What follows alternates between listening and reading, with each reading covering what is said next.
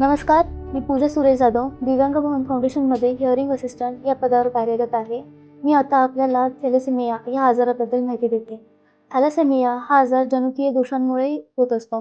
Thalassemia असलेल्या रुग्णांमध्ये हिमोग्लोबिनचे प्रमाण अत्यंत कमी प्रमाणात असते.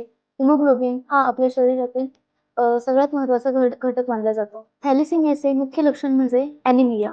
ॲनिमिया असलेल्या रुग्णांमध्ये सतत थकवा जाणवणे, धडधड वाटणे, घाम येणे, श्वास अपुरा पडणे, छातीची धडधड अनियमित असणे हे लक्षणं प्रामुख्याने जाणवतात. तसेच हिमोग्लोबिन नसल्यामुळे शरीर तांत्रिक निस्तेज होते. आई-वडिलांकडून आलेल्या जनुकांमुळे हा धोका बाळाच्या जन्मताच दिसू लागतो. थॅलेसेमियाची लक्षणं बाळाच्या जन्मानंतर काही महिन्यातच किंवा बाळ थोडेसे मोठे झाल्यानंतर दिसू लागतात. थॅलेसेमियाचे कारण म्हणजे जनुकीय दोषांमुळे हिमोग्लोबिनच्या निर्मितीवर परिणाम होतो. दोन्ही पालकांकडून असलेल्या जनुकीय दोषांमुळे हा धोका बाळाच्या जन्मतःच निर्माण होतो. जर दोन्ही पालकांमध्ये जनुकीय दोष असतील तर 4 पैकी एका बाळाला थॅलेसेमिया होण्याची लक्षणं जरा जास्त प्रमाणात दिसतात. थॅलेसेमियाचे उपचार म्हणजे ॲनिमिया असलेल्या रुग्णांना काही ठराविक काळानंतर रक्त चढवावे लागते.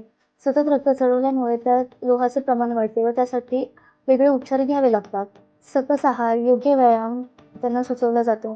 तसेच कोणत्याही व्यसनापासून त्यांनी दूर राहण्याचा सल्ला डॉक्टरांकडून दिला जातो. थॅलेसेमियावर आयुष्यभर उपचार घ्यावे लागतात किंवा त्यांना विशिष्ट प्रकारची काळजी घ्यावी लागते.